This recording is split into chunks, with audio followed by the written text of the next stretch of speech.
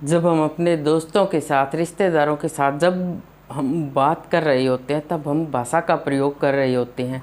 तो भाषा, अब हम हमारे दिमाग में ये प्रश्न आता भी है कि आखिरकार ये भाषा शब्द आया कहाँ से।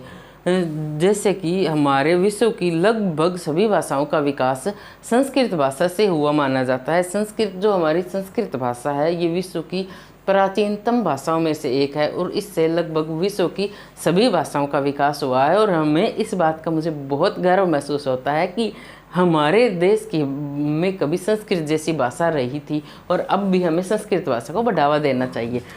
जैसे भाषा शब्द की उत्पत्ति हुई है संस्कृत की भाष धातु से। संस्कृत की जो भाष धातु है उससे भाषा शब्द की उत्पत्ति हुई है।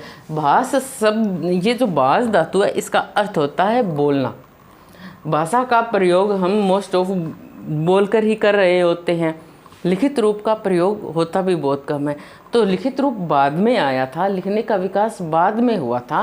पहले हमारा जितना बोल कर ही आपस में विचारों का आदान प्रदान होता था। जैसे टीचर पढ़ाते थे तब वो मौखिक रूप में सारी बातें चली आ रही होती थी और लिखित रूप बाद में विकसित हुआ है। जैसे हड़प्पा सभ्यता है, हड़प्पा सभ्यता की अब क्या है कि वो उसकी लिपि को अभी तक पढ़ा नहीं गया है और जब उसकी लिपि को नहीं पढ़ा गया है तो उसके बारे में जानकारी इकट्ठा करना काफ़ी मुश्किल है। यदि वो भाषा हमें पढ़नी आ जाए, वो जिस भाषा का प्रयोग था, तो हड़प्पा सभ्यता को समझना बहुत आसान हो जाएगा। तो भाषा क्या होती है कि भाषा दैनिक जीवन में आसानी लाती है। भाषा चीज़ों को आसान कर देती है। भाषा के माध्यम से किसी भी चीज़ के बारे में जानना, जो भी जानकारी इकट्ठी करना, या यूँ कह लें कि जो हम डेली का जो हमारा व्यवहार होता है वो काफ़ी आसान हो जाता है। सपोज करें कि हम डेली भाषा का हम बोल लेना तो जीवन में बहुत मुश्किल हो जाएगी। हम जहाँ पे काम कर रहे होते हैं वहाँ पे भी भाषा का प्रयोग कर रहे होते हैं, बगैर बोले हमारे काम होना बहुत मुश्किल है। जैसे हम सुबह उठते हैं तो उस वक्त से हम भाषा का प्रयोग कर देते हैं और जब शाम को जब हम सोते हैं तब तक भाषा का प्रयोग चलता रहता है। संप्रेषण में होता है, संप्रेषण में यानी कि आपस में जब हम बातचीत करते हैं तब हम क्या है, भाषा का प्रयोग कर रहे होते हैं। ये भाषा के प्रयोग के बगैर आपस में बातचीत संभव नहीं है। जो भावों की अभिव्यक्ति होती है, जैसे जब हम बहुत खुश होते हैं तो उस वक्त भी हम एक दूसरे से बहुत अच्छे से बात करेंगे या कुछ विश भी करेंगे, तो हमारी जो भावनाएं हैं, जैसे जो हमारी सुख की अनुभूति है, तो वो भी हम क्या है, जो हम हर्ष में होते हैं तो वो भाषा के माध्यम से करते हैं। जब हमें गुस्सा आता है तो भी हम उस गुस्से की अभिव्यक्ति भी भाषा, किसी पे बच्चे पे गुस्सा कर दिया या झगड़ भी पड़ते हैं, अकारण भी झगड़ पड़ते हैं, तो इन सब की अभिव्यक्ति, सारे भावों की अभिव्यक्ति हमारी भाषा के माध्यम से होती है। अब जैसे जिस वक्त हमारा राष्ट्रीय आंदोलन चला था, भारत की आज़ादी का आंदोलन था, तो वहाँ पे जो भाषण दिए गए, लोगों को भावनात्मक रूप से एक किया गया, तो वो क्या है, वहाँ की तब भाषा का ही सहारा लिया गया। स्थानीय जो कुछ एक क्षेत्र विशेष थे तो वहाँ पे कुछ स्थानीय भाषा का भी प्रयोग किया गया, यानी कि भावों की अभिव्यक्ति के लिए हम भाषा का सहारा लेते हैं। यानी कि जो भाषा बोलने से वहाँ के लोग भावनात्मक रूप से जुड़ जाएं, तब भी हम स्थानीय भाषा का प्रयोग कर लेते हैं। तब भी क्या है, तो भाषा ही हुई ना वो। तो भाषा भावों की अभिव्यक्ति में भी सहायक होती है। विचारों का आदान प्रदान, मैं आपसे कुछ कह रही हूँ, आप मेरी बात सुन रहे हो, तो ये विचारों का आदान प्रदान है। मैंने अपनी बात आपके सामने कही, आपने मेरी बात और आप लोगों की बात को मैंने सुना, तो वो विचारों का आदान प्रदान है। उसके लिए हम क्या है, भाषा का ही प्रयोग कर रहे हैं।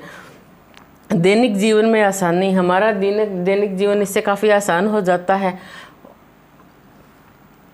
अब भाषा के रूप, भाषा के दो रूप होते हैं। जैसे हम एक बोलकर अभी कर रहे हैं तो वो मौखिक रूप हो गया। एक होता है लिखकर, जब हम लिखकर कोई भी बात कहते हैं तो वो भाषा का लिखित रूप होता है। जैसे जब हम समाचार सुनते हैं तो मौखिक रूप का प्रयोग करते हैं, और जब पत्र वगैरह लिखते हैं, अखबार में जो छपी सामग्री है वो सब लिखित रूप है। किताबों में छपी हुई सामग्री भी लिखित रूप होता है। राजभाषा वह भाषा जिसमें सरकारी कामकाज होता है। 14 सितंबर 1949 को अनुच्छेद 343 के अंतर्गत हिंदी को भारत की राजभाषा बनाया गया। इस वक्त हमारे 12 राज्यों और केंद्र शासित प्रदेशों में की राजभाषा हिंदी है। वो कौन सी है? हरियाणा, हिमाचल प्रदेश, उत्तर प्रदेश, उत्तराखंड, झारखंड, बिहार, राजस्थान, मध्य प्रदेश, चंडीगढ़, छत्तीसगढ़, दिल्ली, अंडमान और निकोबार। इन 12 राज्यों और केंद्र शासित प्रदेशों की राजभाषा हिंदी है। जैसे हरियाणा, अपने हरियाणा में, मैं हरियाणा से ही आती हूँ, तो यहाँ पे हिंदी बोली जाती है ज़्यादातर।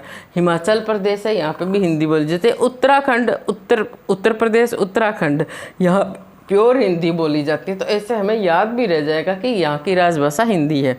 झारखंड, बिहार, यहाँ पे भी हिंदी भाषा का ज़्यादा प्रयोग होता है। तो ये 12 राज्यों और केंद्र शासित प्रदेशों की राजभाषा हिंदी है। कितने राज्यों और केंद्र शासित प्रदेशों की राजभाषा हिंदी है? 12 राज्यों और केंद्र शासित प्रदेशों की राजभाषा हिंदी है। अब आती है राष्ट्रभाषा। राष्ट्रभाषा वह भाषा जिस भाषा का प्रयोग उस देश के अधिकतर लोग करते हैं, वो राष्ट्रभाषा होती है। और जो राष्ट्रभाषा होती है ये हमें भावनात्मक रूप से भी जोड़े रखती है, क्योंकि इस भाषा को बहुत सारे लोग बोलते हैं, समझते हैं। तो इस भाषा में यदि कोई भाषण दिया जाए और उससे लोगों में भावनात्मक जो है, भावनात्मक रूप से उन्हें एकता के सूत्र में बांधना बहुत आसान हो जाता है। जैसे सुभाष चंद्र बोस कहते थे, तुम मुझे खून दो मैं तुम्हें आज़ादी दूंगा। तो लोग क्या थे, उनके भाषण सुन करके देश के लिए न्यौछावर होने के लिए तैयार होते थे। तो ये जो राष्ट्रभाषा होती है वो देश के लोगों को एकता के सूत्र में भी बांधे रखती है। जैसे हिंदी क्या है? राष्ट्रभाषा है। बोली होती है भाषा का स्थानीय रूप। जब हम देखते हैं देश के अलग अलग हिस्सों में जाते हैं तो वहाँ पे थोड़ी थोड़ी दूर में जो भाषा का अलग रूप हमें देखने को मिलता है स्थानीय रूप में। तो वो स्थानीय जब रूप होता है भाषा का, वो बोली कहलाता है। मातृभाषा वह भाषा होती है जो बच्चा अपने परिवार में, घर में और जो आस पड़ोस से जो भाषा बच्चा सीखता है वो मातृभाषा होती है। और मातृभाषा जैसे जो बच्चा माँ से भाषा सीखता है, तो हमें पता है बच्चे की माँ भी वही भाषा बोलेगी जो भाषा वहाँ के आस पड़ोस में बोल रहे हैं। ऐसा तो नहीं है कि माँ की भाषा अलग होगी।